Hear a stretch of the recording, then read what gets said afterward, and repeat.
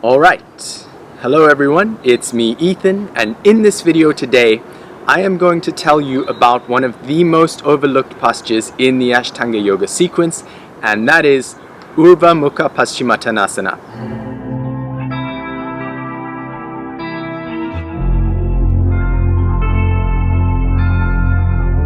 So, I have been looking forward to doing a video about Urdhva Mukha Paschimattanasana for quite some time, and I knew that I would ever since I started creating video content a couple of days ago, because for a very long time I have seen Urdhva Mukha Paschimattanasana as one of the most disrespected postures in Ashtanga Yoga.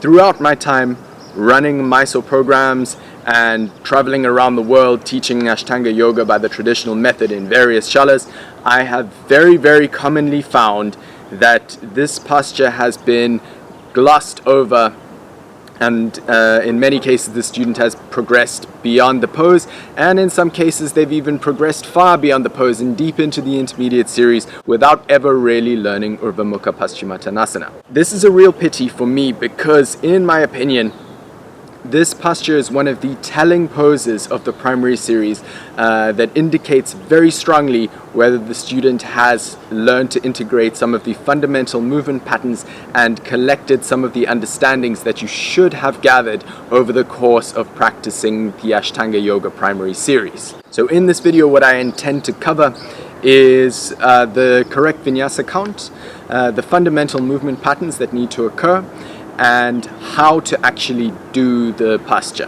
One of the fundamental understandings that the student should have begun to integrate, at least have some understanding of by the time they are approaching this posture, is that of bandha. Bandha may or may not have been formally explained to the student, but if they have been doing the correct breathing method, they will have started to have at least a few glimpses of, this kind of gives me access to a posture that I otherwise wouldn't be able to do. And that is because the breathing and bandha are intricately connected in the Ashtanga Yoga method. So I'm not going to go too deep into bandha and what it is and how it works for the purposes of this video, but just for your fundamental understanding of this posture, bandha is a connection between matter and energy which can be used to create a sense of stability. It's a little bit like if you were to go out into your garden and see a rake lying on the grass. If you were to pick up that rake right from its middle, right from the center of balance that it has, you would be able to easily move and manipulate where that rake is in space. If you were to just approach it from one side and just grab it by its end, you would have to exert a lot more force to lift the rake up off the floor, or you wouldn't be able to lift it up at all, depending on how heavy it is or how strong your fingers are. So the forces of bandha are very subtle, especially compared to some of the more powerful muscular forces in the body. So say for example, forcefully straightening the legs by engaging the quadriceps, that is a much more conspicuous and obvious exertion of your energy than engaging your bandha would be. But ironically, that is exactly how most people try to muscle their way into Urdhva Mukha Paschimattanasana. So to begin working on this posture, I tend to really recommend that students have at least a decent level of physical proficiency in all of the asanas of the sequence up until this point, and especially that they have at least a good subconscious understanding of the concept of bandha and have integrated certain movement patterns along their journey towards this. One of the postures that's very important to have proficiency in is Ubhaya Padangusthasana, which falls right before this posture. The postures in this area of the sequence are very complex. There are a lot of layers that need to be learned and integrated, and a lot of them are not very intuitive. So learning them can be a very rewarding process if the right attention to detail is put into these. So to take a closer look at some of the movements that need to occur to start rolling up proficiently, I will take you up onto the deck and we will have a look at this on the mat.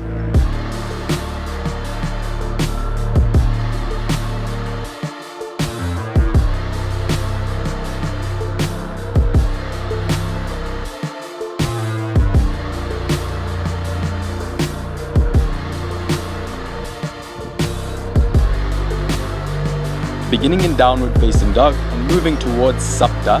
Inhale, jump through, lay down with straight legs and exhale. Ashta, keeping the legs straight. Inhale, take back your feet and catch your heels. Exhale. Nava, roll up, holding the feet and keeping the legs straight. Inhale. At the top of this movement, point the toes and take the head all the way back. Dasha, exhale, firming the lower abdomen, bringing the head in towards the shins. Chin slightly lifted so that you can use Padagre Drishti, looking up towards the big toes, whether or not you see them in your direct line of sight. Take 5 deep breaths here. Ekadasha, inhale, taking the head all the way back and straightening the arms. Exhale without moving. Dwadasha, inhale, cross your legs, lift up. Trayodasha, controlling the movement into Chatwari position. Chaturdasha, inhale, roll forward, upward facing. Panchadasha, exhale, press back, downward facing.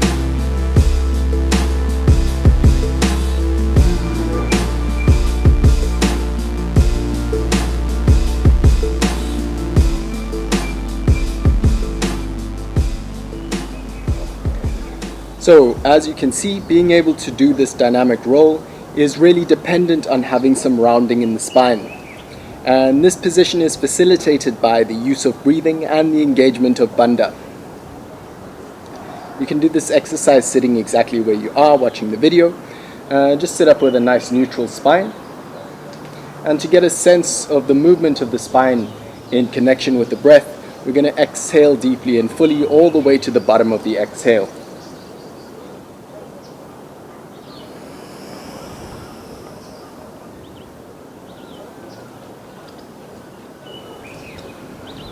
And so while mine might have been a little bit exaggerated, just a little bit, you can really start to get a sense that when you exhale, the spine wants to come into this shape. It naturally moves into spinal flexion, rounding the back.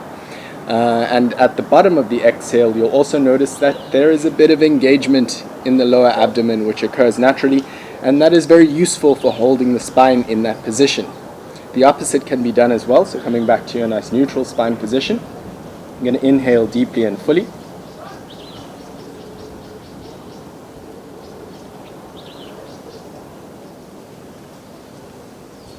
And you should get a sense that when you inhale, the spine moves into this position, extension. So a slight back bend at the top of the inhale. And that position is not conducive to doing this roll. If you imagine trying to roll on a completely flat spine, or even while you're in a back bend, you will thump against the mat. And the tendency is that when students start approaching this posture, they either don't have enough rounding in the spine, or they round very deeply into some parts of the spine and other parts are not able to round correctly. So what that looks like is that you get some mobility moving forward in the roll, but it's not quite enough to catch the balance point at the top. So for this reason, it's very important to set yourself up to roll on a nice round spine, and that can be done in Ashta when you have the feet back. There is an uncounted exhale before you initiate the roll. So exhale fully, making sure that the spine is nice and round. Then initiate the roll, and when you come to the top of the roll, you should reach the top of your inhale. That is because the position that you're moving towards is not the state of the asana with the completely round spine. You're rolling up into Nava position, which is with the upper back extended and the head relaxed all the way back, if you feel comfortable to do that. So the position of the spine and pelvis are vitally important to being able to complete this movement.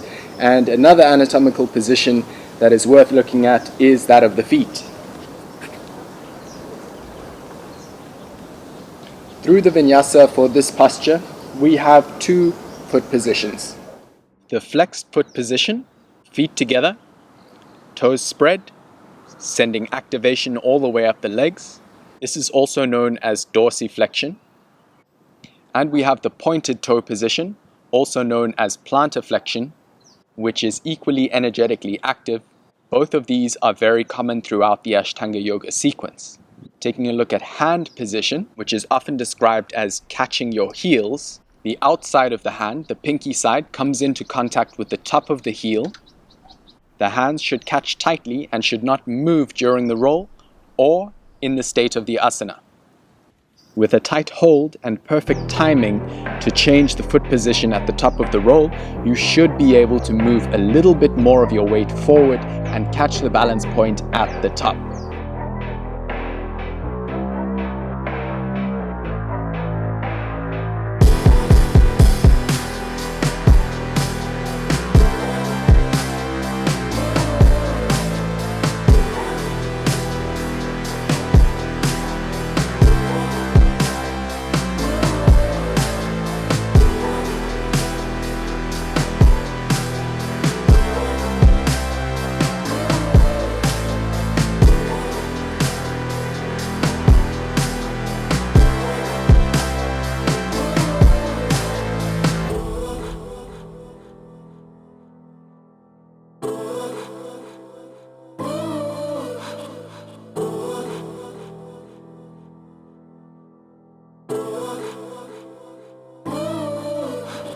And so, with all of that being understood, if you are currently trying to refine this posture in your sequence and you are unable to roll all the way up, what should you do? And my advice on that would be to slow it down. Give this posture the respect that it deserves, and that would be to set it up correctly every time you attempt to do it. So lying all the way down, take the legs back, straight legs, and catch tightly. Take the hips high so that you have space to roll, and then try to focus on rolling the whole spine against the floor. If you get the journey right, you will probably reach the destination in this posture. I would also very strongly recommend that you do not use excessive modifications when practicing this. And what I mean by excessive modifications is those modifications that are unproductive and unprogressive. Specifically, the common ones that I see are people rolling up with bent knees, people just catching the legs or using the incorrect hand position in any way, sometimes not even catching the feet at all and rolling up from there, and also just rolling back and forth in the hope that eventually you'll generate enough power to come all the way up and catch the balance. And the reason why those modifications don't work is because they are unlikely to bring you to a point where one morning you wake up and suddenly you're rolling up perfectly with straight legs and you do the asana flawlessly. Also, any small amount of progress that you do manage to make in those postures is usually not replicable. So practicing with the correct technique is really important for this posture. I would recommend practicing it up to 3 times on any given day, because when you practice it more than 3 times, then you've kind of broken down the practice and turned it into a workshop for one asana alone, and that's not the intention in Ashtanga Yoga. Also, when you know that you're going to practice it 5 to 10 times on any given day, the tendency is that the attention to detail is not there on each attempt. So I really like this asana because when you practice it correctly, you really start to have the experience that you can learn about yoga through asana. And this posture in particular teaches a lot about yoga. It teaches bandha, teaches the correct breathing technique, it teaches consistency, dedication, hard work, really refining the dynamic movement in this posture.